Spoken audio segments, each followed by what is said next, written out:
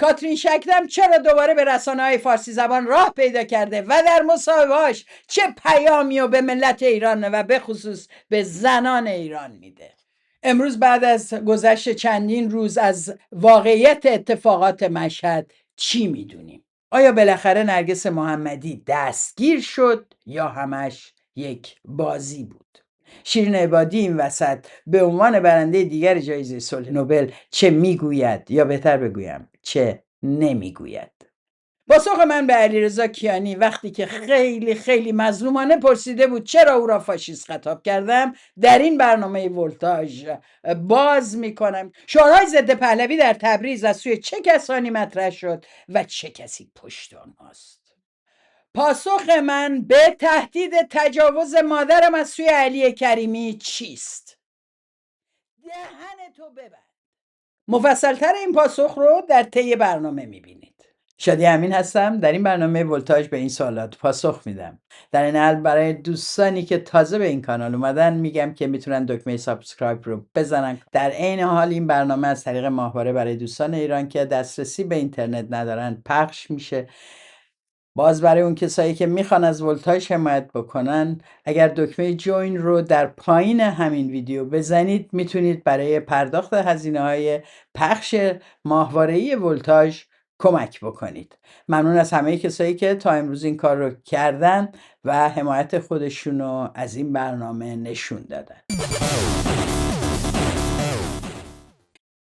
کاترین شکدم کیست که این روزها دوباره پاش به رسانه‌های فارسی زبان ایرانی کشیده شده، من جمله در پهلوی اینترنشنال یا اسرائیل اینترنشنال؟ از سفر با دختر فرمانده سپاه قدس تا همنشینی با علی خامنه‌ای، مصاحبه اختصاصی ایران اینترنشنال با کاترین شکدم. من اجازه بدین به چند نکته در این مصاحبه که برام مهمه اشاره بکنم و قبل از اون معرفی کنم کاترین شکدم رو برای اونایی که تا حالا اسمش رو نشنیدن یا دقیقا نمیدونن. او از سال 94 تا 97 از همکاران رسانه‌های خارجی جمهوری اسلامی بود. در تشکلی به نام شفقنا کار میکرد، با پرستیوی کار میکرد، برای ساکت خامنه‌ای به انگلیسی مقاله مینوشت و کسی بودش که از طریق نادر طالبزاده یعنی مسئول ارتباطات فرهنگی و لابی جمهوری اسلامی در منطقه و از مسئولین تشکل افق نو که کنفرانس برگزار میکرده در سالهای مختلف در منطقه در دفاع از سیاست‌های جمهوری اسلامی همکاری داشته و آشنا میشه با او. اما قبل از اون بذارید بگم این نادر طالبزاده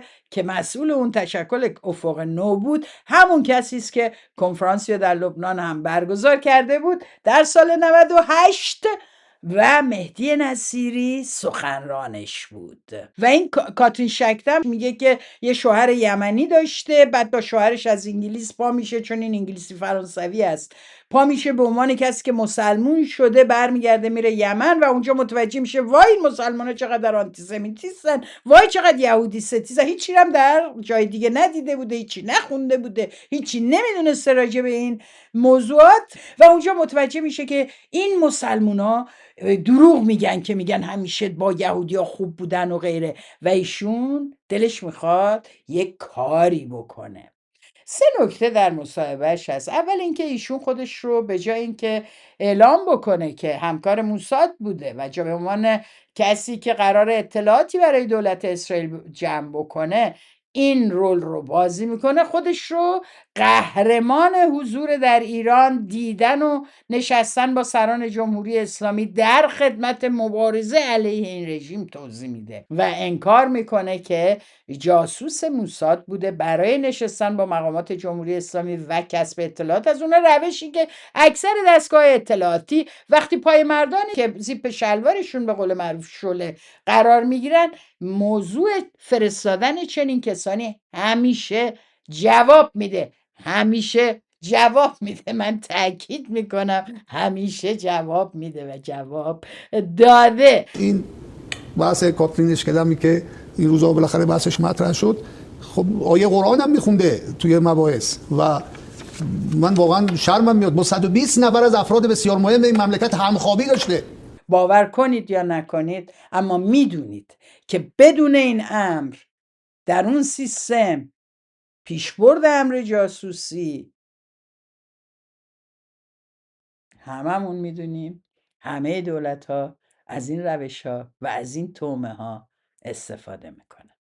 این خانوم در طی این سالها این همکاری‌ها رو با جمهوری اسلامی داشت و بعد سال 1400 اومد اعلام کرد که دیگه مسلمون نیست و دیگه با این نهادها همکاری نمیخواد بکنه و از اونجا شروع شد داستان گفتنهاش و حضور رسانه‌ایش در خدمت قهرمانسازی از خودش و در دفاع از دولت اسرائیل. در بسیاری از مصاحبه‌هاش اگه دقت بکنید تناقضات جدی داره، من جمله در جایی میگه خبرنگار بوده رفته با رئیسی مصاحبه کرده، در این مصاحبه میگه تصور کنید من خبرنگار هم نبودم ولی تونستم با رئیسی بشینم و مصاحبه کنم. حالا این مصاحبه در خدمت کیه؟ ایشون یه جوری صحبت میکنه مثل که انقلاب ایران رو داشته رقم میزده. همه ما میدونیم در اون سالهایی که این برای کسب این اطلاعات با جمهوری اسلامی سایت های مختلفش به زبان انگلیسی همکاری داشته، باش مصاحبه میکردن، به عنوان اروپایی مسلمان هوادار سیاست های جمهوری اسلامی در واقع داشته آب به آسیاب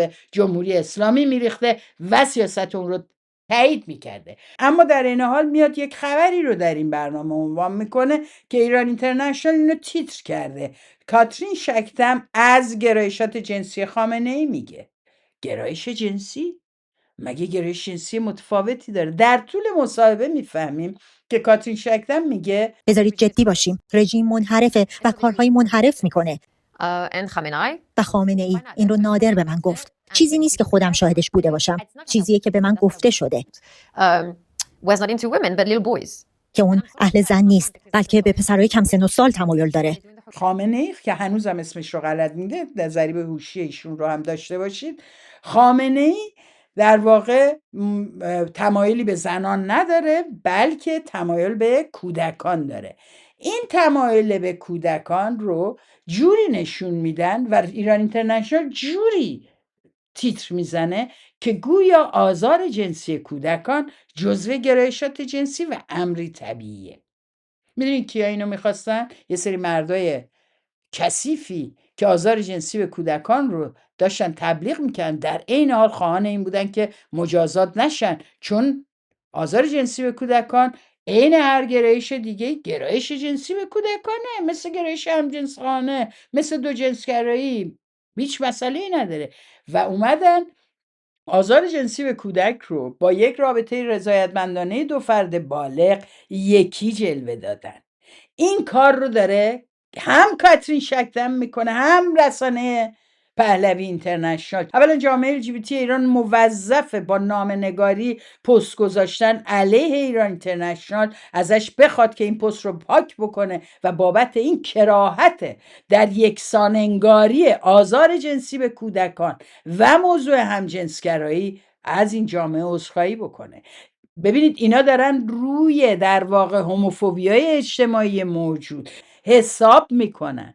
یعنی فکر میکنن اگه بگن خامنه ای در این مقوله میگنجه، میتونن جامعه رو که به هر شکل هوموفوبه، چون علیه موقعی که اینا آزار جنسی به کودکان میرسوندن که کسی بار نشد داد بزنه. سر سعید طوسی تظاهراتی نشد که بخوان بابا به مجازاتش کنین، این اما کودک رو آزار داده. اگر کسی یک ذره وجدان توش مونده باید فشار بیاره که اون پست حذف بشه با اون تیتر و بابتش عذرخواهی بکنه. این حداقلیه که میشه انجام داد. اما کاترین شکدم به همین موضوعات ختم نمیشه. ما در مورد خامنه ای میگه که من رفتم باهاش نشستم و اون فقط حرف زد. از من پرسید آیا من فکر میکنم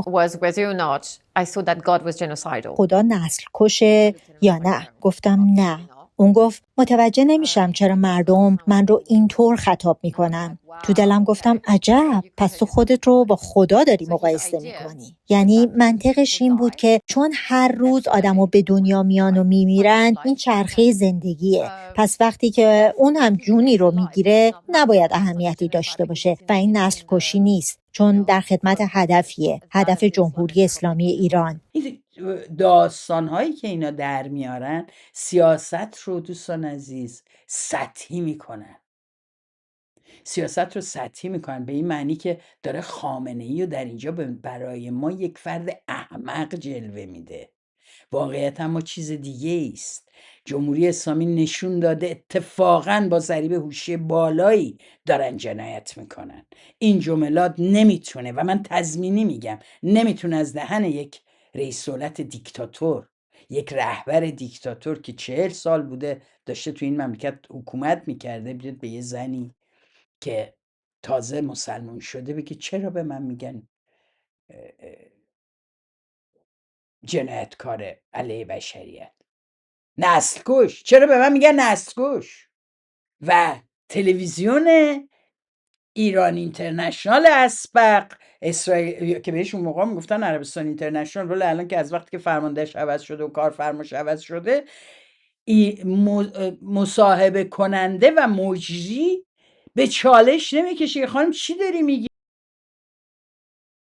یعنی واقعا به مرغ پخته بگی خندش میگیره. و اینا واقعا فکر میکنن جامعه ایران به این حماقت رسیده؟ واقعا فکر میکنن رسانه ها انقدر کارشون رو خوب انجام دادن در تحمیق مردم که الان هر چی بگن اینا باور میکنن؟ خانم کاترین شکدم در این مصاحبه میاد و میگه که بیبی خیلی مقتدره و من امیدوارم که بتونه این موضوع رو تموم کنه. 12 روز تمام دستشون پشتشون بسته شده بود و فقط تماشا میکردن که ما داریم چه میکنیم. تصویر زیبایی بود، دلگرم کننده بود. 12 روز وقتی موسی اومد و بلایای مس نازل شد، هر مهر و نشان قدرت باید شکسته میشد تا بنی اسرائیل بفهمن که بله خودشون میتونن به سوی آزادی گام بردارن. چون روزی که این سد بشکنه اونها آزادیشون رو پس بگیرن، به اونایی که هیچ کاری برای اونها نکردن نگاه خواهند کرد و عصبانیتشون هم همراهشون خواهد بود. و البته شما ایرانیا این شانس رو دارین که رضا شاه دارین. You have a leader, Reza Shah. شما یه رهبر دارین، شاهزاده رضا، که وارث مشروع تاج و تخت ایرانه. پشت سر اون بایستید، برید و آزادی خودتون رو پس بگیرید. وای کاترین، تو نبودی ما از کجا میفهمیدیم ما رضا شاه داریم؟ مرسی که ما رو توجهمون رو جلب کردی، چون تا حالا این هیچ اسمش رو نشنیده بودیم. ایران اینترنشنال هر توییت و ناتوییت اینو پخش نمیکنه. 24 بار در 24 ساعت عکس این منتشر نمیشه در شبکه اجتماعی همه رسانه ها. ما نمیدونستیم رضا شاه داریم. مرسی که گفتی و مرسی که از مردم ایران دعوت که چون این رسانه این کارو نمیکنه تو اومدی. مرسی واقعا به عنوان یه یهودی طرفدار دولت اسرائیل و احتمالاً جاسوس موساد اومدی به ما گفتی ما رضا شاه داریم. یعنی دارن انقدر دیگه لنگ موندن دیگه بابا جون کیو بیارن اینا بگن رضا پهلوی رو بگیریم؟ یعنی دیگه از مساقی درمونده تا بیژنکیان بیزینسمن دروغگو تا نماینده علی خامنه ای در کیهان یعنی مهدی نصیری، همه اینا رو چنگن تا معاون دولتی در دولت روحانی نجات بهرامی، یک دار و دسته عظیمی از این قاذورات رو جمع کردن دوستان عزیز که هی بگن جز پهلوی کسی نیست. دیگه این یکی کم بود. یعنی به کاترین شکدم هم تا حالا ژیلا خانم میومد فقط میگفت رضا پهلوی رضا پهلوی. الان کاترین شاکدم هم شده ناصح ما، خودش رو دانای این صحنه نشون میده. یه زنی که با یه مسلمون یمنی در انگلیس ازدواج کرد، پا شده به خواست اون رفته یمن. شما نگاه کنین اگه بپذیریم این جاسوسی، یه زن فرمان برداره، ابله بیکار بوده، تو انگلیس زندگی نداشته، پا شده با یارو دوتایی رفتن یمن. دقیقا اینجا اونجاییه که باید با دقت نگاه کرد.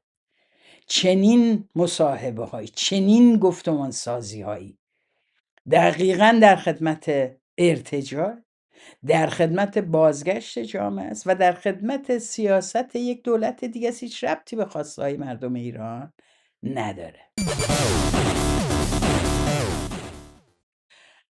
اما در هفته گذشته چه گذشت؟ روز اولی که مراسم زنده یاد خسرو علیکردی در مشهد برگزار میشد، دیدیم که عده زیادی جمع شدن و در دفاع از آرمان‌های خسرو علیکردی، معیارهای حقوق بشری که بهش پایبند بود و زحماتی که کشیده بود بیان و قدردانی بکنن. این مراسم به دعوت جواد علیکردی برادر جانباخته خسرو علیکردی برگزار شده. به این معنا یک مراسم خصوصی محسوب میشه که ابعاد اجتماعی داره. دعوت میشه از نرگس محمدی برای این مراسم، کسی که مدتی قبل در سفرش به مشهد و تلاشش برای مطرح کردن پرونده به ویژه زندانیان سیاسی مشهد دیداری هم با خسرو علی کردی داره. اونجوری که ما از عکس ها میبینیم او به تنهایی نمیاد، عده زیادی از فعالین حقوق بشری، فعالین زنان، فعالین سیاسی او رو همراهی میکنن، میان به این مراسم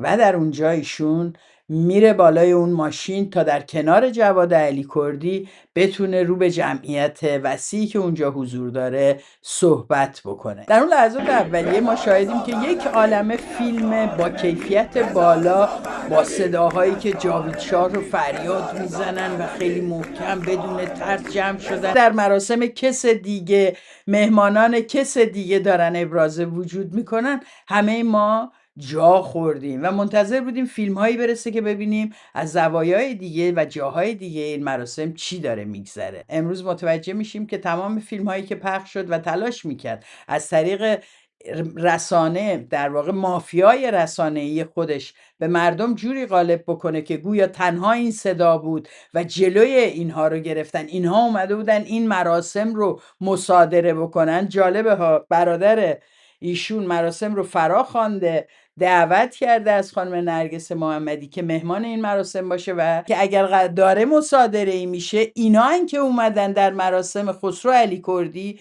که هیچ ربطی به این آدم ها نداشته، اما انقدر دموکرات بوده که هم موکلینش طیف گسترده ای از گرایشات سیاسی رو نشون میدن و هم در گفتارش بارها به بخش‌های مختلف اپوزیسیون با احترام صحبت کرد. اما کیست که ندونه طبق اطلاعات تاکنونی همه ما که ایشون عضو رهبری شاخه خراسان جبهه ملی ایران بوده. پس آن کس که میخواد مصادره کنه علالسا سلطنت طلبان. وقتی عکس اتاقش منتشر شد که توش عکس چه گوارا هم هست به عنوان بزرگانی که دوستشون داره، سکوت کردن. ولی یادتونه گشته بودن یه دونه تمر رو تو خونه یکی گیر آوردن، تمر زمان شاه، میگفتن این شاه دوست داشته چون این اون توست. در این مورد هیچی نمیگن و میگن حق داریم بریم شب هفتمش که مراسم بزرگ داشته شه که توسط جمهوری اسلامی کشته شده، ما اونجا میریم به سخنرانانش سنگ پرت میکنیم، بعدم میگیم چپی‌ها رو میشه هر کاری کرد و فراموش میکنن که خسرو علی کردی یک مبارزه علیه اعدام بوده، چیزی که امثال سعید خلخالی نژاد مشاور شاهزاده اصلا چیزی ازش نمیفهمه، چون اینا هوادار کشتارن. میگن دیگه، میگن بدتر از زیرشو میکنیم. این فیلم رو میبینین؟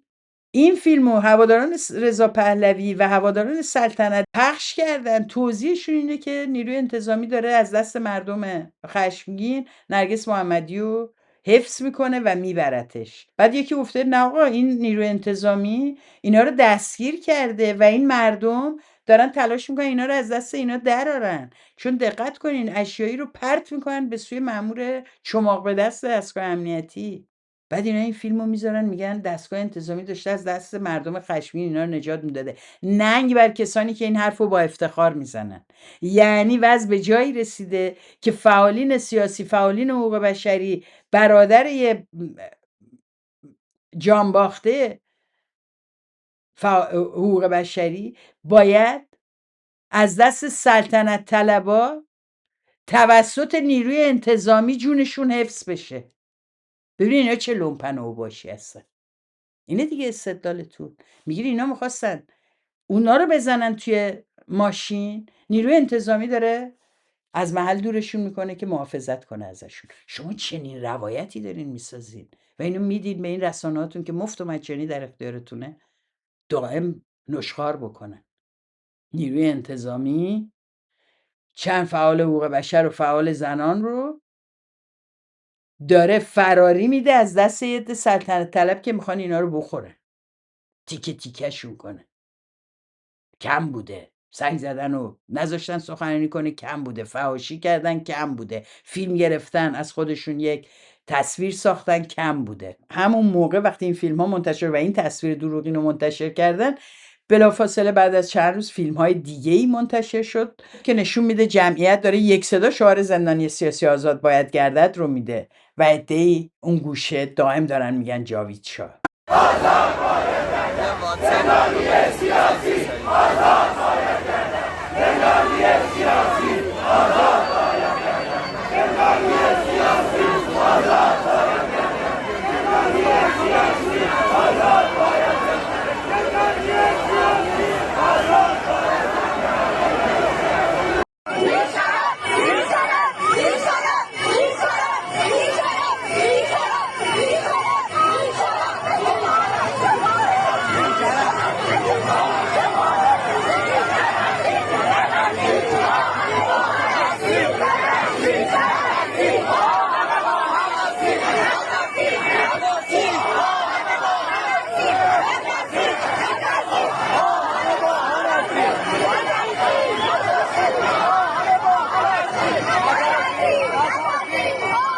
و این فیلم اون فیلمیه که نشون میده که جمعیت دارن پاینده ایران میگن و اون کسی که داره داد میزنه و داره رهبری رو به عهده میگیره یهو تبدیلش میکنه بعد از 7-8 بار پاینده ایران گفتن به جاوید شاه جمعیت هم میکنن، مخالفت میکنن و یه عده قلیلی باش همراه.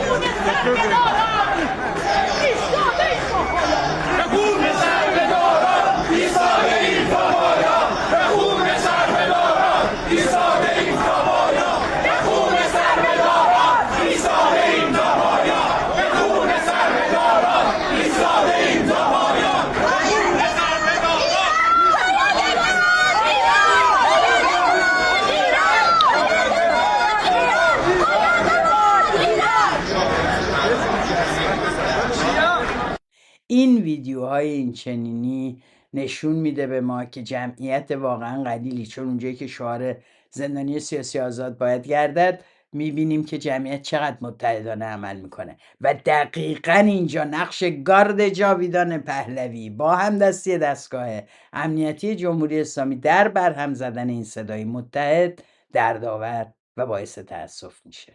فیلم های ضرب و شتمی که از لایو مهشید ناظمی پخش شده بود نشون داد چگونه با شدت اینا رو مورد ضرب و شتم قرار میدن و به مسجد راهنماییشون میکنن تا در اونجا نگهشون دارن و به موقع انتقالشون بدن. همه این فیلم ها رو اما ما بعدش میبینیم و به شدت محدود، در زوایای مختلف کمتر فیلم های با کیفیت بالا رو میبینیم. چرا؟ امروز میدونیم که کسانی که دستگیر شدن و تمام کسانی که اون دور و بر بودن و فیلم گرفته بودن همشون دوربین هاشون ازشون گرفته شد، موبایل هاشون ازشون گرفته شده، وادارشون کردن فیلم ها رو پاک بکنن و مصاحبه برخی مثل غزل عبداللهی و غیره نشون داد که ضرب و شتم شدن و کسانی که جاوید شاه میگفتن برخیشون در واقع نیروهای امنیتی بودن که در دستگیری اینها دخالت داشتن. شرایط و جو و لحظه‌ای که بچه‌ها رو دستگیر کردن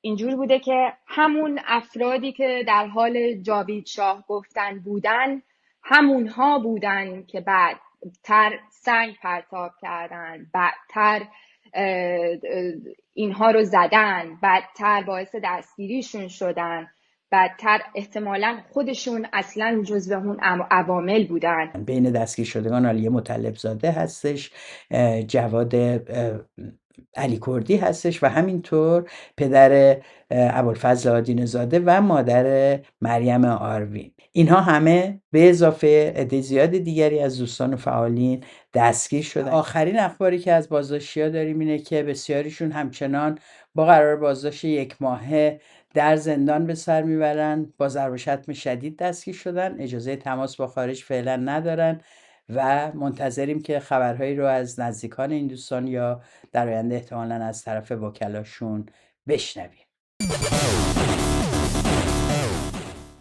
و اما ببینیم واکنش ها به وقایع مشهد چی بود. ما در میانه یک جنگی هستیم که این مافیای اشغالگر اسلامی سعی میکنه یک پوست‌اندازی به شکل روسی انجام بده و این از طریق کارتل خانواده رفسنجانی، کارتل مالی خانواده رفسنجانی داره در واقع هزینه‌هاش تامین میشه. ببینید محسن بنایی چی میگه؟ میگه کارتل رفسنجانی خرج این برنامه رو داده. خجالت بکشید واقعا. و تازه انکار میکنین دستگیریشو. ببینید یک عکسی در اونجا گرفته شد گل‌های پرتاب شد، این عکس به تمام خبرگزاری‌های جهان مخابره شد، اینا همش فکته. ادعا شد که اینها دستگیر شدن. من الان یک فیلمی رو دیدم که اون آقا که شعر شاهنامه رو داشتن می‌خوندن با سر زخمی، من فیلمی رو دیدم که در یک جایی در یک مسجدی گویا سر ایشون باندپیچی شده و خانم نرگس محمدی هم دقیقاً تو همون فضاست. به نظر میاد که حداقل تا اون موقعی که سر ایشون باندپیچی شده ایشون دستگیر نشده بوده. بقیه رو من هیچ اطلاعی ازش ندارم. یعنی دستگیری او رو انکار میکنه. دستگاه امنیتی جمهوری اسلامی دیگه چی میخواد بهتر از این؟ کسانی در اپوزیسیون بشینن در آلمان چش تو چش مردم و بهشون بگن ما فکر میکنیم اول نرگس محمدی دستگیر شده، حالا فهمیدیم نشد. شرم‌آور نیست؟ این سفیدشویی دستگاه اطلاعاتی نیست یه حدایی؟ نه گرفتن، نه بردن، نه کاری داشتن، همه چی تنظیم شد. میگه گل‌هایی که اونجا پرتاب شد من نمیدونم خریده شده بود یا نه. 4-5 تا گل رز اونا پرت کردن از اون بالا. ایشون دنبال این میگرده که صورت حسابش کجا بوده. اینقدر اینا دقیقاً سفرهای استانی این جماعت رو به اسرائیل و به اقصا نقاط جهان اینا اصلا پیگیرش نیستن و کار رو به جایی رسوندن تو این نراتیو سازیشون، تو این روایت سازیشون که نرگس محمدی رو ازش انسان زدایی بکنه، از بدنش. ببینید چجوری راجبش حرف زده میشه، تا جایی که دادن هوش مصنوعی تصویر ساخت که مجید رضا رهنورد میزنه تو دهن نرگس محمدی. شرم بر شما که حیثیت مجید رضا رهنورد رو در حد یک بسیجی لومپن پایین میارین. این ناانسان سازی تا اونجا پیش میره که بیژن کیان که پرونده جنایی داشته تو آمریکا میاد و میگه بعضی ها که اصلا من فکر می‌کنم اینا کاریکاتورهایی هستن که خودشون تو آینه فقط نگاه کنن متوجه میشن که اینها موجودات میکروسکوپی هستن که در این آینه‌هایی که بزرگ نشون میده، بعضی از این پارک‌ها هستیم آینه‌هایی که چهره غیر واقعی غول نشون میده، موجودات میکروسکوپی سیاسی هستن که خودشون رو خیلی بیشتر از اون چه که هستن حساب میکنن. میتونین تصور کنین. برای اینکه بعد وقتی به اینا بگین موجودات مولکولی، از بین بردنشون هم جامعه رو نباید ناراحت بکنه. همونطور که در سال 67 در ناانسان سازی کسایی که کشتنشون همه چیز در موردشون گفتن، به جز این که بگن اینا انسانهای دارای فکر و حق حیات بودن.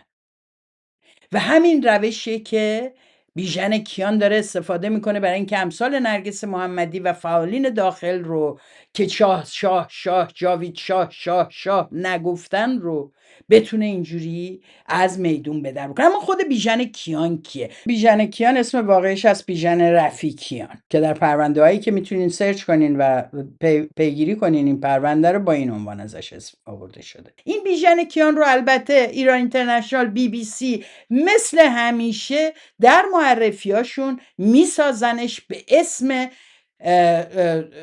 مشاور دفاعی در پنتاگون، مشاور اول دولت ترامپ در دوران گذار، مشاور فلان. بیژن کیان هیچگاه شغل دولتی در دولت ترامپ و غیره نداشته، بلکه همکارش بیزینسمنی به نام میشایل فلین بوده که او بوده که مشاور در دولت انتقالی ترامپ رو داشته. تمام داستان اینه که ایشون با یکی دیگه یک شرکتی داشتن که این شرکت اصلا کارش لابی و در واقع مشاوره دادن به بحران‌ها و به این مسائلی که سیاستمدارا ممکنه بر بخورن بهش، و این خودش هم یه بیزینسمنیه در آمریکا زندگی میکنه و البته بالا و پایین کم نداشته، من جمله این که یک پرونده شکایت از طرف دولت آمریکا علیه ایشون وجود داره.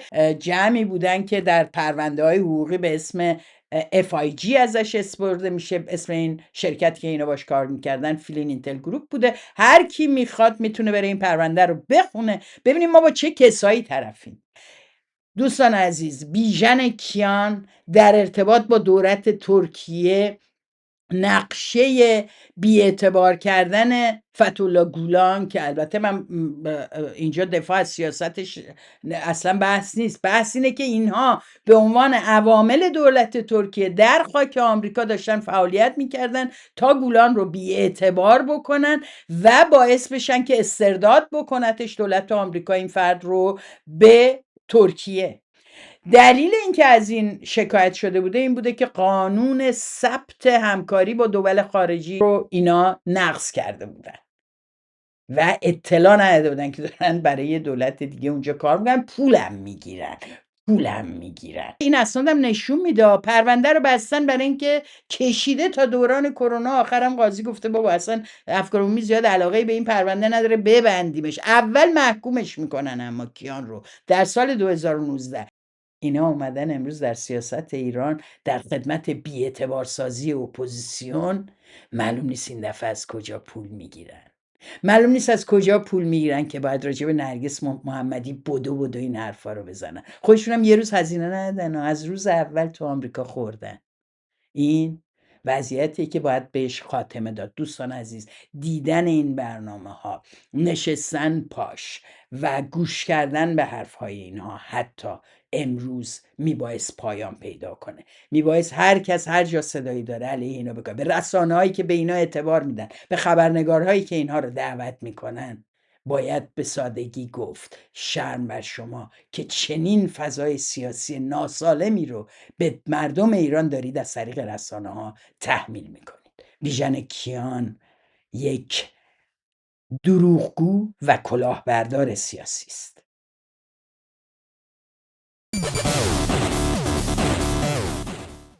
چهره خبرنگارشون چالنگی که هر وقت من میبینمش یاد این میفتم که هنر نزد ایرانیان است و بست. این خورده خبرنگار باقی مانده در این یوتیوب در این برنامهش تلاش داره میکنه به عنوان تحلیلگر سیاسی وارد بشه. اولا میگه که تمام این جایزه هایی که میدن جایزه های سیاسی است و اهدافی رو در پشت خودش داره و خانم نرگس محمدی بانوی ارجمند ایران جایزه نوبل رو هم به شما اضافه کردن، سوس بیشتری که توجه بیشتری برانگیزن. به ایشون هم جایزه نوبل رو دادن که معروفش کنن، بعد بیارنش رو این ماشینه، بعد دوباره معروفترش کنن. کل تئوریش اینه. یعنی جایزه بنیاد نیکسون به رضا پهلوی هم جزو همین جایزه هاست دیگه. شما انقدر علمش کردین، وای جایزه گرفت جایزه گرفت، نکردین کردین. و دقیقاً اتفاقاً اون یک جایزه سیاسی بود، یک بدون خانوادگی بود. محمد رضا شاه پهلوی به نیکسون دکترا میده در سال 32 و الان دیگه بالاخره این بنیادم پس داد. این اعتراضات جمشید چالنگی که خیلی هم مثل که دردش اومده که یه زن رفته بالا و غیره، به توهین، تحقیر، تئوری توطئه سازی، اینکه اینو بهش جایزه نوبل دادن تا معروف بشه، با این استدلال میاره که تمام روزنامه‌های بین‌المللی، تمام و راست میگه تمام روزنامه‌های بین‌المللی در مورد این موضوع نوشتن. این اون جاییست که دوستان عزیز صدای یک آدمی که فعال هست و نامش توسط رسانه‌ها با جدیت دنبال میشه چون جایزه صلح نوبل رو برده، معلومه که این صدا اکو پیدا میکنه و انعکاس پیدا میکنه. اتفاقا تمام جاهایی که نوشتن نرگس محمدی دستگیر شده و مورد حمله قرار گرفته، توضیح دادن که در شب 7 دکتر خسرو علی کردی وکیل حقوق بشری که به نظر میرسه که کشته شده توسط حکومت، به دلیل مشکوک بودن مرگش این مراسم تبدیل به یک مراسم سیاسی علیه جمهوری اسلامی شد و نرگس محمدی به عنوان سخنران اونجا دستگیر شد. یعنی ببینید از کانال طرح دستگیری نرگس محمدی صدای مظلومیت خسرو علی کردی رو جهان میشنوه، ولی اینا دردشون اومده. یاسمین پهلوی یه استوری گذاشته و عکس صفحه اول روزنامه‌های بین‌المللی که مصاحبه کردن با نرگس محمدی و نوشته که چطور جمهوری اسلامی مخالف سازی میکنه، یعنی ناراحت مصاحبه‌هایی است که علیه جمهوری اسلامی صحبت میکنن. زیرش هم نوشته چطور یک دولت توتالیتر به زندانی اجازه مصاحبه میده. خشمشو اینجوری نشون میده. الان ناراحته که چرا تمام تو اون کشوری که نشسته هر روزنامه‌ای رو باز میکنه. عکس نرگس محمدی، دستگیریش و کثافتی که اینا به راه انداختن با کمک جمهوری اسلامی در مشهد، تیتر اخبار روزنامه هاست. ببینید چجوری اینا در خدمت جمهوری اسلامی قدم برمی‌دارن. خب حالا شما هی گفتین ما چرا به فاطمه سپهری ندادن؟ خب خانم فاطمه سپهری شما در مشهد هستین، وکیلتون به قتل رسیده، یه پیامی راجع به حمله به مراسم 7 میدادین، چی شد؟ رفتار سلطنت طلبان دوستان عزیز وحشتناکه.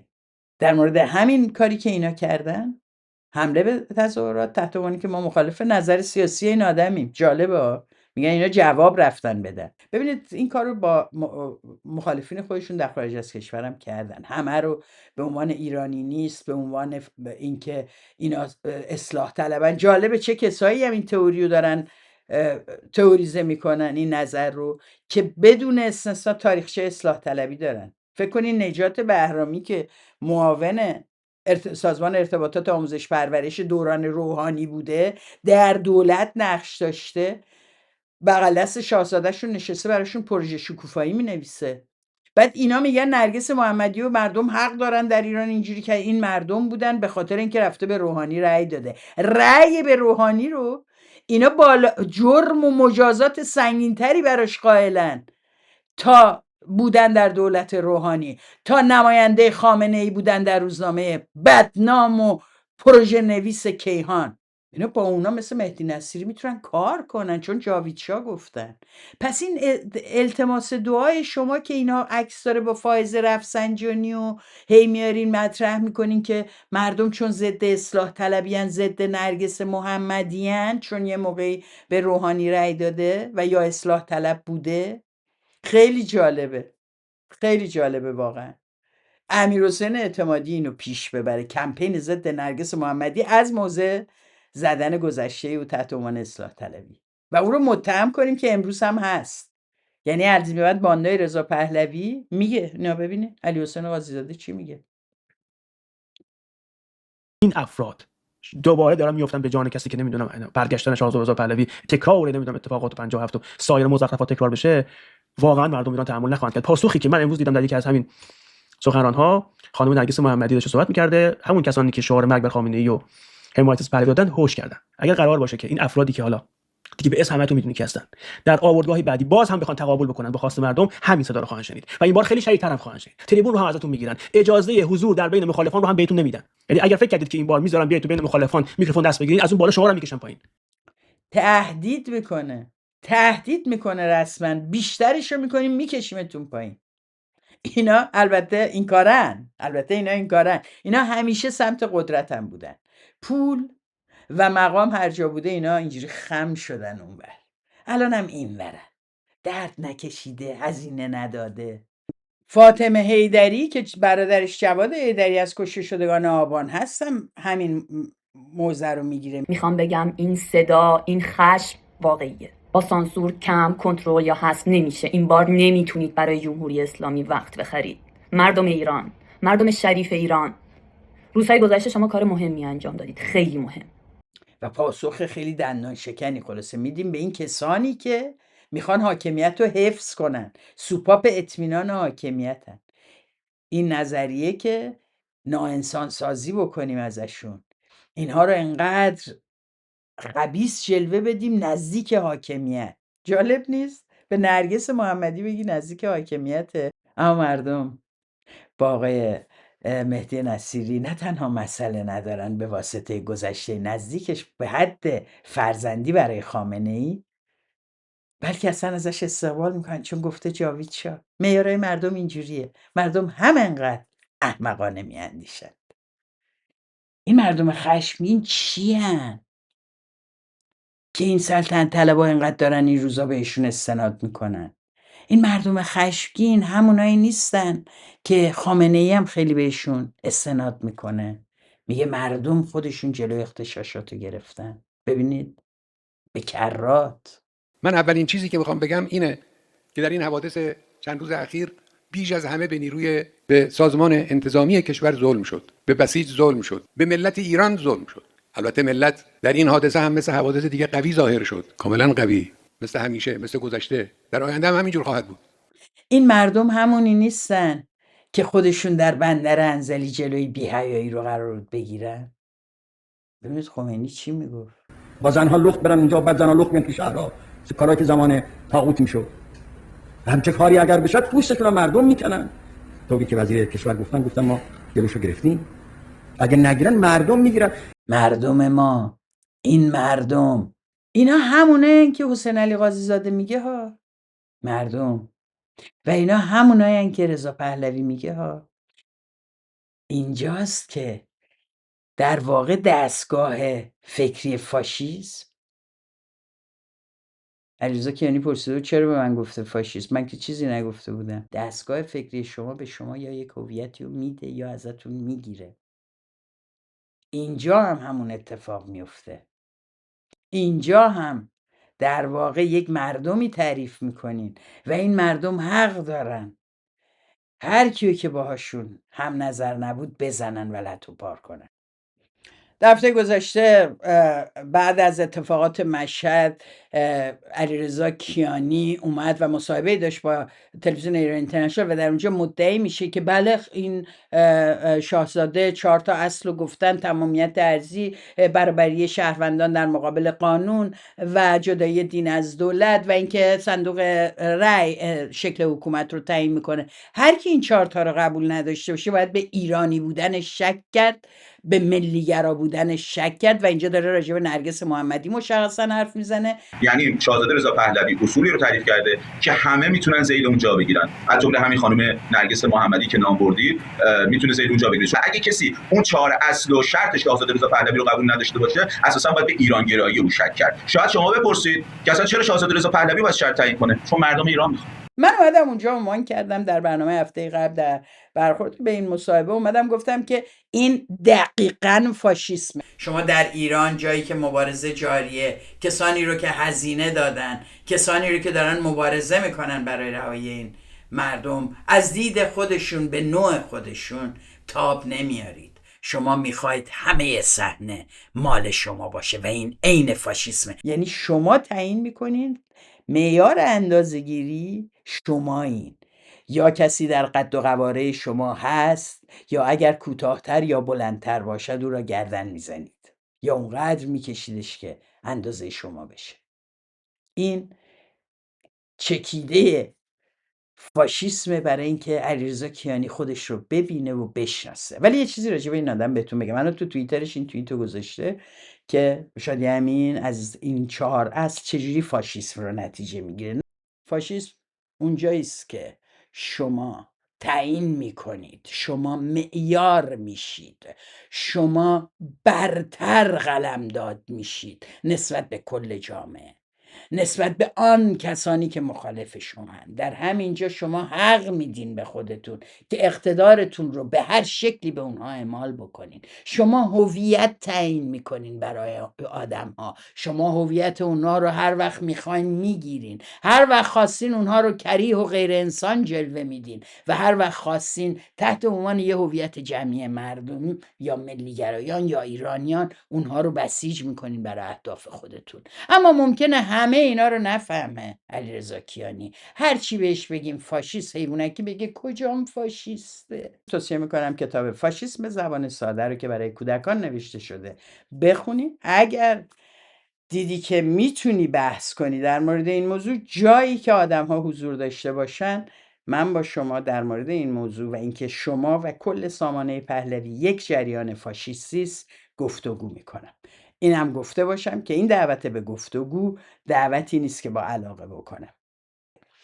البته من همیشه حاضر نبودم با امثال ایشون و لومپن‌هایی در قد و قواره ایشون بشینم، کما اینکه بعد از جریان دادگاه آبان و اون اتفاقاتی که افتاد و این 2 نفر از این جماعت اومدن روز آخر دادگاه و پرچم شیر و خورشیدشون رو گرفتن آوردن جلوی عکس شهدای دهه‌های اخیر و کشته شده‌های آبان در دادگاه قرار دادن. دادگاهی که میبایست بدون خطگیری سیاسی میمون، اومدن اونجا و من از اینا خواستم که اونجا رو ترک بکنن. 10 بار دیگه همین اتفاق بیفته دوباره همین کارو میکنم. با فحاشی‌های وسیع شما هم روبرو شدم، با تهدید جنسی و تهدید به قتل شما هم روبرو شدم. آقای علیرضا کیانی من جمله یاران شما و خودتون. اون موقع وقتی که ایران اینترنشنال داشت مصاحبه ترتیب میداد برای این قضیه، از من دعوت کردن که بیام و توی یک مناظره شرکت بکنم. کسی که بود که تماس گرفته بود به عنوان گست پرودیوسر و با من داشت صحبت میکرد، بهش گفتم که نه، من گفتم کیه نماینده دفتر پهلوی؟ گفت آقای علیرضا کیانی. گفتم نه، من با ایشون نمیشینم. من در یک قاب با آدم‌های لومپن و ضد زن نمیخوام قرار بگیرم و مصاحبه نخواهم کرد با ایشون. برگشت گفتش که وای خانم امین، خیالم راحت شد. راستشو بخواین منم نظرم همینه که در شأن شما نیست با این آدم بشینین. بسیار از جوابتون خوشحال شدم. البته الان من باید بگردم کسی رو پیدا بکنم، ولی اوکیه. من حاضر نشدم اون مصاحبه رو کنم، اما امروز حاضرم بشینم و با او جدل بکنم. چرا؟ برای اینکه اینها همه رسانه ها رو تقریبا در اختیار دارن. اونایی هم که تا دیروز سعی میکردن مستقل و خنثی و به اصطلاح در واقع خودشون رو بیطرف نشون بدن، تحت عنوان بیطرفی یه ور دیگه افتاده بودن. اونا هم اومدن افتادن طرف سلطنت. میترسن. این ترس واقعیه، ترس ارعاب عمومی و حملات واقعیه. به هر شکل امروز اما مهمه که رو در رو نشید و اقتدار پوشالی شما رو به لحاظ فکری به جامعه نشون داد و نشون داد که اگر جامعه میخواد به خوشبختی برسه، هیچ کسی در هیچ دوره تاریخی مثل چپ، مثل نظریه در واقع دموکراتیک و نیروهای دموکرات جامعه از این نظر و از این خواسته های مردم دفاع نکردن. قطعا سلطنت پاسخگوی نیازهای امروز جامعه ایران نیست و اینو میشه باز کرد و فاشیسم این جریان رو در هم پیوندی با دولت‌های خارجی و برای حفظ منافع اونا در منطقه بهشون نشون داد. نکته دیگه که دارم میخواد راجبش حرف بزنم مصاحبه تقی رحمانی هست. آقای تقی رحمانی میاد در مورد نرگس محمدی، ببینید چی میگه. نرگس رفته یه برنامه‌ای، آدمی خیلی پیچیده سیاسی، نمیرفت بالا اونجا سخنرانی، من بودم نمیتونم سخنرانی کنم، ولی این یه فعال حقوق بشریه. میگه ایشون پیچیدگی‌های سیاست رو نمیفهمه که مورد سوء استفاده کسی مثل علیرضا کیانی قرار بگیره و بیاد بگه که ببینید تقی رحمانی میگه ایشون پیچیدگی‌های سیاست رو نمیفهمه. در جهان مارکت لیبرالیم حتی آدم‌هایی که از سیاست چیزی نفهمن هم میتونن حرف بزنن، اما مردم هم حق انتخاب دارن، کما اینکه در مشهد نذاشتن و مخالفتشون رو با نرگس محمدی اعلام کردن. این گزاره است که مردان این چنینی سیاست خیلی هم ازش استقبال میکنن. یه زنی رو که سالهاست به عنوان زندانی سیاسی تو این جامعه داره علیه اعدام مبارزه میکنه، علیه جمهوری اسلامی حرف میزنه، در سطح بین‌المللی مصاحبه میکنه، از گذر از این نظام داره حرف میزنه، از نبودن جمهوری اسلامی، از آزادی‌های دموکراتیک، از جدایی دین از دولت و همه اینها حرف میزنه، علیه جنگ حرف میزنه و علیه جنایت جمهوری اسلامی برای دادخواهی حرف میزنه. میگن این آدم سیاسی نیست چون زنه. خب میدونین که زنها زیاد از سیاست نمیفهمن. این مردانه است، این دنیای مردانه است، دنیای سیاست. با هم میلولن، خوبه، خوش میگذره. شما این برنامه‌های جمهوری خواهان رو نگاه کنید چقدر مردانه است. شما اون نشست‌های کنفرانس‌های گوناگون رو ببینید چقدر مردانه است. شما این جلسات سامانه رو ببینین و مشاورینشون و دار و دسته‌شون رو ببینید چقدر مردانه است. معلومه که خوشحال نیستن، حتی به این دلیل خوشحال نیستن که ایشون رفته بالا. بعد از دهن ایشون این در میاد، از شما لااقل، از بسیاری از شماها این پیچیدگی‌ها رو بیشتر میفهمه. متوجه شده که پیوند این جنبش ها، حضور زنان توی این مبارزات، به ویژه پس از جنبش زن زندگی آزادی، چقدر تعیین کننده است در امیدبخشی به جامعه و جلو رفتن برای دموکراسی. بعد اینا دارن تخریب میکنن و حذف میکنن. تقی رحمانی هم بهشون خوراک میده. آقای تقی رحمانی موقعیتشون، مواضع سیاسیشون در بسیاری از جاها با خانم نرگس محمدی تفاوت جدی داره. اینو دیدیم در اعلام نظراتشون. عملاً انعکاس صدای واقعی نرگس در مصاحبهاش نه میتونه باشه، نه تا حالا به نفع اون صدا عمل کرده. ببینید در جریان جایزه صلح نوبل ایشون وقتی صحبت کرد و این جایزه رو داد به کسای دیگه و خلاف آنچه که باید از دهن خود نرگس محمدی در می آمد ایشون نظر داد، ببینید چقدر به ضررش شد. این جایزه ارزشش هم این بود که به مقاومت جایزه داده شد. لازمه من اینجا علاوه بر نرگس از از زنان مقاومی در زندان‌های ایران نام ببرن، مثل ناهید تقوی که یک فعال صنفی است، مثل سپیده قلیان که یک فعال صنفی است و خانم گلرخ ایرایی که یک فعال مدنی است، همچنین از خانم فائزه هاشمی، همچنین از خانم زهرا رهنورد که 12 سال در حبس. و چقدر امروز سوء استفاده میشه از اون اعلام نظر، چیزی که نرگس محمدی لااقل نگفته بوده. اگه اون نظر رو داره باید میامد میگفت. بعد میاد از اون طرف ببینید راجع به نرگس که حرف میزنه و زندان مشهد چجوری حرف میزنه. نگرانی ما اینه زندان مشهد و شرایط زندان مشهد جای خوبی نیست.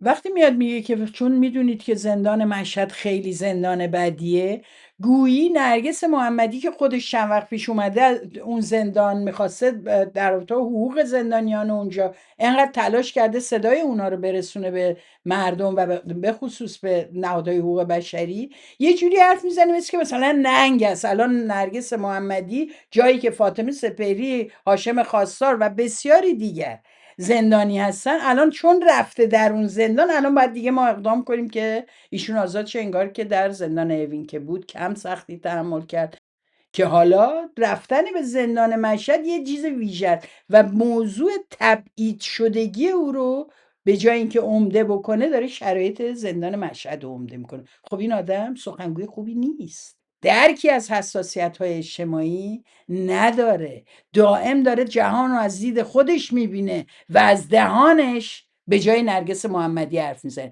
بپذیر آقای تقی رحمانی، نرگس محمدی امروز در جای دیگری ایستاده و شما دائم با این نوع مصاحباتون سعی میکنین او رو در زیر بغل خودتون نشون بدین به ما. من واقعا عاجزانه خواهش میکنم اگه ایشون به عنوان سخنگوی خانم نرگس محمدی معرفی شده اینو به ما اطلاع بدین و اگر چنینه من باز دوباره عاجزانه خواهش میکنم در تو این تصمیم تجدید نظر بشه. شیرین عبادی ببینین چه بیانیه‌ای داده. بیانیه میده در مورد نرگس محمدی، به هیچ وجه به هم زدن اون مراسم و فحاشی به نرگس محمدی هیچ حرفی نمیزنه. دستگیری خانم نرگس محمدی و اینکه انگار همه چی فقط، اگه خانم عبادی انقدر مطمئنه همه چی فقط توسط دستگاه اطلاعات و امنیت جمهوری اسلامی بوده که هیچ اسمی از سامانه پهلوی و شعارهای جاوید شاه و فحاشی به نرگس محمدی هیچ اسمی نمیبره، خب بگه اسنادشو به ما هم بفهمیم. ما داریم از این حرف میزنیم که هماهنگ عمل شده. دستگاه اطلاعاتی این آدم‌ها رو با این لباس میتونه ازشون استفاده بکنه و سامانه پهلوی در خارج از کشور انعکاس اون صدا شده. برای همین همکاریه سامانه پهلوی در خارج با دستگاه امنیتی در داخل. اگه خانم عبادی معتقده که اطلاعاتی داره، برای همین اسم پهلوی رو دیگه نمیاره، به همشون میگه اطلاعات و دستگاه سرکوب جمهوری اسلامی، به ما هم بگه. یا خانم عبادی شما میترسید از حقیقت حرف بزنید، واقعا خجالت آوره دیگه. خانم شما راه افتادی پشت سر رضا پهلوی، رفتین دیدن وحید بهشتی. این صحنه رو ببینید. سلام و درود بر شما. سلام خانم. شما خوب هستید؟ سلام. همون موقع بسیاری گفتن این چه وضعی بود، این خانم برنده جایزه نوبل، تو ایران یه کارایی کرده، چرا به این روز افتاده؟ وقتی دیگه تو اون نشست جورج تاون هم ویدیوش پخش شد و خلاصه یه جورایی هم بود و هم نبود و هم زیاد تحویلش نمیگرفتن، هم یه وقتایی تو جلساتشون بود، خودش هم معلوم نمیکرد بالاخره چقدر هست یا چقدر نیست، چون اینا که اصلا عادت ندارن شفاف حرف بزنن، منتظرن ببینن چه اتفاق میفته کدوم ور برن. شیرین عبادی بعداً مورد حملات سلطنت طلبها قرار گرفت، چون اینا همه رو میخوان اول بهشون ادبشون میکنن، میگن یا مطیع هستی یا ما اینجوری میزنیم. یه عده مطیع میشن، یه عده نمیشن. خانم شیرین عبادی به نظر میاد تصمیم گرفت که بمونه در اون مدار، برای همین رفت در مونیخ هم براشون ویدیو داد. جرأت نداره خانم عبادی که این حملات و فحاشی‌ها به نرگس محمدی رو محکوم بکنه. شما میترسید. شما هیچ وقت البته شجاعت کافی برای خیلی از موضع‌گیری‌های سیاسی رو نداشتین. شما خیلی وقتها از تریبون‌هایی که داشتین به نفع خاصای مردم ایران دفاع نکردید. از اون تقدیم جایزتون بگیرید تا پس از اون ولی شاید بد نباشه این روزها اگر نمیتونید حرف درست حسابی بزنید سکوت کنید. اتفاق دیگه ای که افتاد اتفاقاتی بود که در رابطه با بازی تراکتور در تبریز و در استادیوم این شهر رخ داد و دیدیم که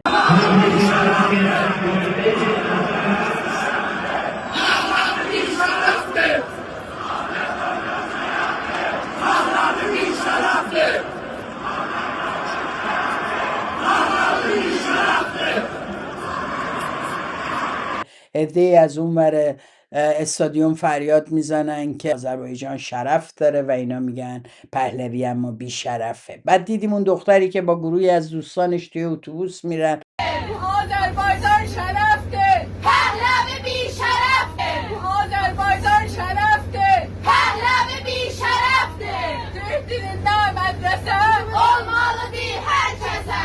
Türk dilinden medrese olmalı değil herkese. شعار میده که حق تحصیل به زبان مادری حق هر کسیه و در ادامه میگه که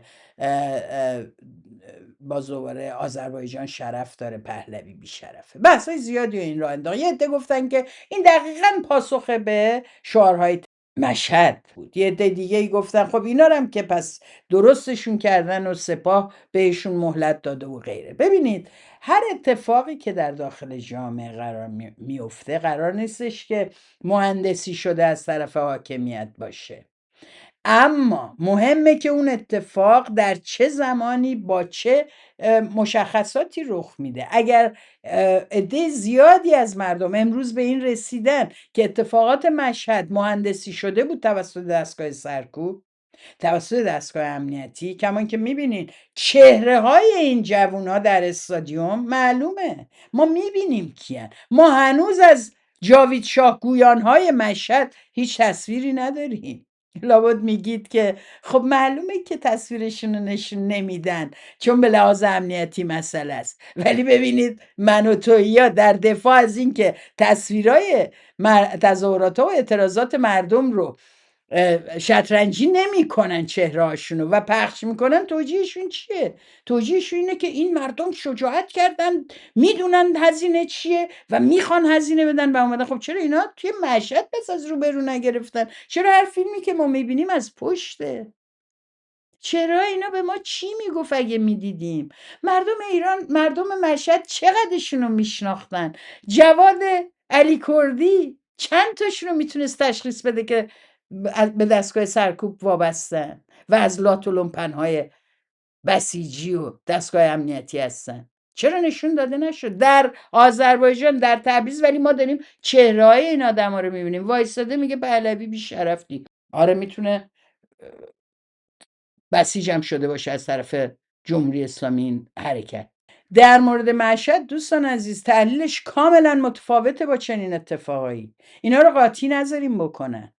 اتفاقی که در مشهد افتاده در مراسم هفتم یک فرد مخالف حکومت که احتمال قتل دولتیش میره، اینا ریختن و نذاشتن سخنرانی بشه. بوی دستگاه اطلاعاتی اینجا خیلی به وضوح میشنوید. فرق داره با اینکه در یه استادیوم، در یک کلاس درس، در یک دانشگاه عده‌ای بیان شعار بدن. این شعار به نفع یا ضرر هر کسی که باشه. نقد ما به اونه و تحلیل ازش شما میخواین نتیجه بگیرین دستگاه امنیتی یا نیست. متفاوت این اتفاق با اتفاق مشهد، قابل قیاس نیست اصلا. شما اونجا ریختید و نذاشتید یکی سخنرانی کنه، زدید مخالفین جمهوری اسلامی و اینجا در حین بازی یا پس از بازی یا قبل از بازی عده‌ای شعار دادن، دلشون هم خواسته بگن پهلوی بی شرفه.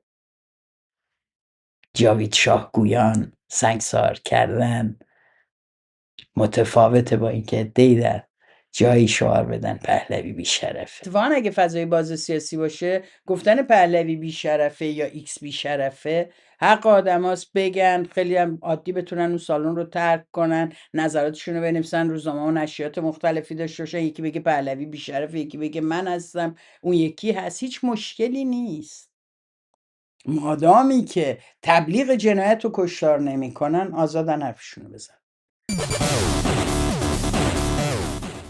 هر روز که این شبکه‌های اجتماعی رو میخوایم یه رصدی بکنیم به پست هایی از طیف سلطنت طلب برمیخوریم، شبیه پست ارزشی‌ها، عین اونا وقیح، ضد زن و فحاش هست و واقعا اگر اسم صاحب حساب کاربری رو نگاه نکنید تشخیص نمیدید یک پاسدار کریهی که دیروز آدم کشته در تظاهرات ها داره اینو مینویسه یا یک کسی که مدعی مخالفت با جمهوری اسلامی و در خارج از کشور نشسته در فضای آزاد داره مینویسه. نمونه این مسئله علی کریمی است که معرف حضورتون هست، از راه دور و با یه پوستر همه رو، مادرانشون رو تهدید به تجاوز و حیف که همچنان واژه‌هایی که شما براتون مثل نقل و نباته از زبان ما با تربیت و سابقه چپ در نمیاد، از زبان من لااقل در نمیاد، از زبان بسیاری از دوستانم هم این واژه‌ها هر چقدر تلاش کنیم برای اینکه از دهان دشمنمون تو خیابونا شنیدیم نمیخوایم رنگ اونا بشیم، ما از این واژه‌ها استفاده نخواهیم کرد. مشکل اون کسایی هستن که نمیرن اینو آنفالو بکنن وقتی این چیزها رو میبینن، وقتی میبینن داره نگاه ارزشی کریه این مرد که به شدت آلت محوری، یعنی اینا دائم تهدیداش اینه که استفادهش میکنن، اگه گوش ندید استفادهش میکنن. اونی که میگه اگزوز میکنم فکر میکنه اونش بعد کافی بزرگ نیست، مجبور اگزوز رو بیاره بکنه. دوستان عزیز سریع حرف بزنیم. آلت جنسی این مردان وقتی میاد تو فضای اجتماعی حواله میشه، اینا در اتاقهایی که اینا رو گیر بیارن، در اتاق بازجویی اگه مسئولیتی داشته باشن، در جایی اگه زنی رو گیر بیارن باشون مخالفت بکنه، حتما استفاده میکنن از اون، حتما از اون اسلحه مردونشون استفاده میکنن، شک نداشته باشید. و علی کریمی رو باید مواظبش باشید، دفعه اولش نیست. اما میخوام جوابشو بدم، میخوام بهش بگم آقای سپاه با ه و بدون پ. این ه رو میتونین جابجا کنین، یه بار به سه بدین یه بار به پا. این آقا سپاست، با اون دوتا خوب گل میزد، با این یکی میخواد تجاوز کنه به مادر همه کسایی که مخالف جمهوری اسلامی هستن. بعد فکر کنید اینو ازش ویدیو میگیرن پخش میکنن و اینو باهاش عکس میگیرن میذارن و اینو بدتر از همه دوستان عزیز، جنبش زن زندگی آزادی در جایی نطفه شکستش یا لااقل به افول رفتنش زده شد که در خیابونهای اروپا و آمریکا بی جهت در شرایطی که داشتید برای زنان ایران تظاهرات میذاشید داد زدید علی کریمی، حسین رونقی. اونجا باختید که به جای اینکه اسم کشته شده ها، اسم مهسا، اسم زنان مبارز درون ایران، زنان زندانی رو فریاد بزنید، علی کریمی رو از آمریکا و دبی و غیره فرا خوندید به پشتیبانیتون، اونم به اون شکل. خود اونا نمی‌کردن ها. این وضعیت باید خاتمه پیدا کنه. یا مسئولیت میپذیریم ما و به اینا نشون میدیم که ما با این شیوه ها همراه نیستیم. تمام کسایی که کم هم نیستن ها، علی کریمی اسطوره شونه. این اسطوره دوستان عزیز زه زده در موضوع اخلاق، زه زده در موضوع سیاست، کثافت تولید کرده و یک جایی باید جامعه بهش نشون بده، نه اینکه خانم گوگوش میره باهاش تولد میگیره فیلمشو میذاره. شما دائم دارید برای این لات بی سر و پای مبلغ تجاوز اعتبار اجتماعی میخرید. شما تا یه دوره در باند مافیای فوتبال در خدمت سپاه سکه گرفتین و قرارداد بستید و خوردید، حالا هم سوار میخواید بشید رو جنبش‌های اجتماعی که آینده‌تون رو تأمین کنید. کراهت این گفتار جنسیت زده از سوی علی کریمی فقط این نیست که کسانی هستن این حرفا رو میزنن. اگر یک آدم معمولی کم صدا باشه آسیبش کمتره، اینا آسیبشون به مراتب بیشتره. اما ببینیم اون برم آقای توماج صالحی، ببینید میاد دفاع میکنه از پرنسیپ‌های در مقابل علی کریمی. عکس 30-40 نفر رو گذاشته کنار عکس مریم رجوی و زیرش خیلی معذرت میخوام نوشته مادر همتونو. این ادبیات سرکوبگرای ماست. ما اگه از کسی نفرت هم داشته باشیم به خواهر و مادرش که فوش نمیدیم. من عکس یه نفر رو من تو اون لیست دیدم، آقای حشمت تبرزدی. این آقا به اندازه کل رزومه هنری و ورزشی شمایی که داری فوش خوار مادر به بچهای داخل میدی حبس کشیده به خاطر آزادی مردم ایران. آخر میخواد مثال بزنه، حشمت الله تبرزدی رو میکشه بیرون، برای اینکه میترسه بگه نرگس محمدی. نرگس محمدی 12 سال عمرش تو جمهوری اسلامی زندان رفته، به عنوان یه زن تجربه تبعیض داره، از بچه‌هاش دور بوده، تو اون مملکت دائم داره مبارزه میکنه، نظرات رادیکال و صریحی داره، در هیچ باند و دسته خودش رو جا نداده، ولی توماج صالحی میترسه دوستان عزیز. همینم که گفته زیادیه، بیش از این نمیتونه بگه. میشناسه ضربات سلطنت طلبا رو، شلاق لومپنیسم سلطنتی به کمرش خورده. من اما نمیترسم، همینجا هم هستم و نمیترسم، دستشونم به من میرسه و نمیترسم. علی کریمی جرأت داری نزدیک شو، برای اینکه من شما رو میتونم به عنوان تهدید به تجاوز و تبلیغ تجاوز در اروپا به قانونی پیگیرت بشم. سالاری شما دورش به سر رسیده آقای علی کریمی، نه دیگه فوتبال میتونی بازی کنی، نه تهدیدات تو عملی کنی و اینو بهتر از هر کسی تو میدونی. مرسی از اینکه تا این لحظه با من بودین و مثل همیشه ولتاژ رو دوست داشته باشید.